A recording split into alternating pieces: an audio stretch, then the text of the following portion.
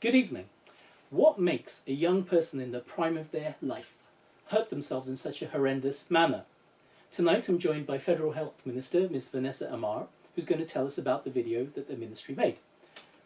Ms. Amar, what's going on in this video?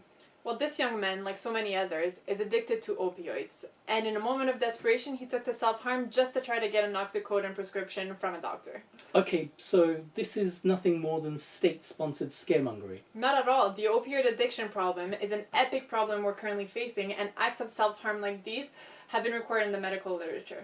Even here in Canada? Yeah, even here in Canada. Many provinces have avoided tackling the problem, and it's actually been growing in BC. In the past year, there's been 1,100 cases of overdoses, and we've exceeded that number this year as of September. Okay, so epic problem, crisis. Can't you just put the drug dealers in jail, solve the problem? It's just not that simple. Let me show you this video to make my point. Come in! Hi. How are you? Have a seat. How can I help you? Actually, I hurt my back real bad when I played squash 2 weeks ago, and I tried Advil, Tylenol, nothing works. So. Looks like you have a strained back here. Do you have any allergies? No, I don't, sir. Okay, so I'm going to prescribe to you something strong. It's called oxycodone. Take it for 2 weeks, and if the pain still persists, come and see me again, okay? Thank you, sir. In contrast, this is how we would like to see future patient and doctor I interactions. hurt my back real bad playing squash 2 weeks ago, and I tried Advil, Tylenol, nothing works for me, so... Is the pain more on your upper back or lower back? It's more of a lower back pain, sir. Okay, and Yeah. you have this checked out by a physiotherapist already? No, I didn't. Okay, so here's what we'll do, okay? I'm going to send you for an x-ray just to rule everything out, and then I'm also going to refer you to a physiotherapist that I work with. This person's really good, and I'm sure he'll have your situation sorted out in no time. If your pain doesn't get better in a few more weeks from now, then come back and see me and we'll reevaluate the situation, okay? So here are your referrals.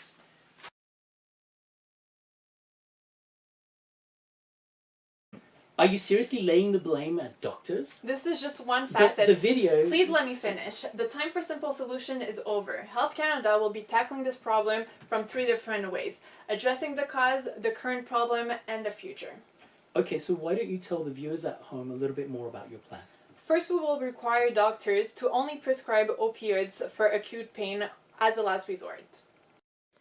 Second, we will be investing heavily in research for new pain targets and medicines, both in Canadian labs and in worldwide collaborations. We want a future where opioids are never used for chronic pain again. As for the Canadians who are currently addicted, we will be creating a program of supervised injection sites around the country. Naloxone, used to treat overdoses, will be standard issue for firefighters and ambulance personnel, and they will be trained to use it properly. Finally, we must also address the growing mental health problem in this country because Canadians are looking to narcotics to distract themselves from an increasing feeling of hopelessness. So the government plan sounds impressive, but it also sounds expensive. Are you seriously expecting Canadian taxpayers to foot this bill? Yes, it is expensive, you're right. But BC has already spent over $300 million just this year alone trying to help the devastated communities. We just can't afford to ignore the problem anymore. If we leave this untackled, more productive Canadians will be affected and won't be able to contribute to society and pay taxes. So in the future, if we tackle this problem, it will not only help our communities, but it'll get paid off in the future. Okay, so earlier you mentioned medications and new ones in the pipeline. One of our correspondents talked to a scientist, Dr. Joe Macker, at Cambridge today. I'm afraid that's all we have time for. Thank you very much for coming in to see us today. It was my pleasure. We'll be right back with the weather after these messages.